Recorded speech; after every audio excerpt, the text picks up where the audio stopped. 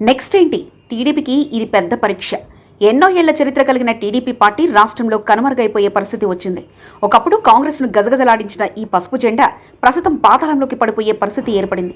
కొనవూపిరితో ఉన్నటువంటి ఈ పార్టీ ఈ ఎన్నికల్లో గట్టెక్కకుంటే మాత్రం ఇక భవిష్యత్తు ఉండదని చెప్పవచ్చు. దీనికి ప్రధాన కారణం ఆ పార్టీలో ఉండే క్యాడర్ అని అంటున్నారు. ఇప్పటికే టీడీపీ అంటే ప్రజల్లో అభిమానం ఉంది. వైసీపీలో ఉండే చాలా మంది నాయకులు కూడా టీడీపీని అభిమానిస్తారు. కానీ టీడీపీలో ఉండే కొంతమంది కింది స్థాయి లీడర్ల వల్లే వారు పార్టీకి దూరం అవుతున్నారు. ఎన్టీఆర్ పార్టీని స్థాపించిన కాలంలో అప్పటి లీడర్స్ చాలా సమర్థతతో పేద ప్రజల అభ్యున్నతి గురించి ఆలోచించేవారు. కానీ ప్రస్తుత కాలంలో లీడర్లు ఎలాగైనా డబ్బులు ఖర్చు పెట్టి అధికారంలోకి వచ్చి వారి ఆస్తులను రెట్టింపు చేసుకోవాలనే ప్రయత్నం చేస్తున్నారు తప్ప ప్రజల కోసరం ఏమాత్రం ఆలోచించడం లేదు. అలాగని వైసీపీ నాయకులు శుద్ధపూసలు అని చెప్పలేం. కానీ ఇక్కడ జగన్ చూసి మాత్రమే ఓట్లు వేస్తున్నారు. కింది స్థాయిలో చాలామంది తెల్ల చొక్కా లీడర్లు జనాలను ఇబ్బంది పెడుతూనే ఉన్నారు. కానీ ప్రజలు మాత్రం జగన్ మంచితనం, పనితనాన్ని చూసి వైసీపీ తరఫున ఎవరు నిలబడినా పార్టీపై అభిమానంతో ఓట్లు వేస్తున్నారే తప్ప అక్కడ నిలబడిన వ్యక్తిని చూసి కాదనేది జగమెరిగిన సత్యం. ఒకప్పుడు టీడీపీలో కూడా ఇలాంటి పరిస్థితి ఉండేది. ఎన్టీఆర్, చంద్రబాబును చూసే ఓటు వేసేవారు. వారు అధికారంలోకి వచ్చిన తర్వాత ఆ నాయకులు విచ్చలవిడి వ్యవహారాన్ని ప్రదర్శిస్తూ పార్టీకి భంగం కలిగించే ప్రయత్నాలు ఎన్నో చేశారు. దీనివల్లే టీడీపీ ఓటమి పాలైంది. ఈసారి గెలవడం కోసం జనసేన, బీజేపీతో పొత్తు పెట్టుకుంది.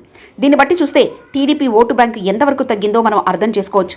ఈ తరుణంలో టీడీపీ ఓడిపోతే పరిస్థితి ఏంటి అనేది చాలా మందిలో ఉన్న ప్రశ్న. ఇన్ని సంవత్సరాల నుంచి టీడీపీని కాపాడుకుంటూ వచ్చిన చంద్రబాబుకు ఏజ్ మీద పడింది.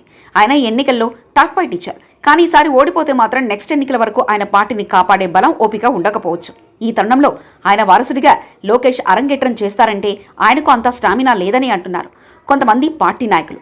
ఆయన కేవలం మంగళగిరిలో గెలవడం కోసమే ఇంత ప్రయత్నం చేస్తున్నారు. ఇక పార్టీని చేతిలో తీసుకొని పార్టీ క్యాడర్ను అంతా ఏ విధంగా కాపాడుకుంటారు అనేది టీడీపీ అభిమానుల మధ్యలో ఉన్న ప్రశ్న. ఏ పార్టీ అయినా సరే నిలబడాలి అంటే కేవలం పై స్థాయి లీడర్ బాగుంటే సరిపోదు. కార్యకర్తల నుంచి మొదలు ముఖ్యమంత్రి వరకు పార్టీని కాపాడాలి. పేద ప్రజలకు సేవ చేయాలి అనే ఆలోచన మదిలో ఉండాలి. అలా అయితే పార్టీ కలకాలం నిలవడమే కాకుండా పార్టీలో పనిచేసే వాళ్ళకు కూడా న్యాయం జరుగుతుందని రాజకీయ విశ్లేషకులు అంటున్నారు. మరిన్ని కథనాల కోసం సబ్స్క్రైబ్ చేసుకోండి మీ అక్షర శిల్పం.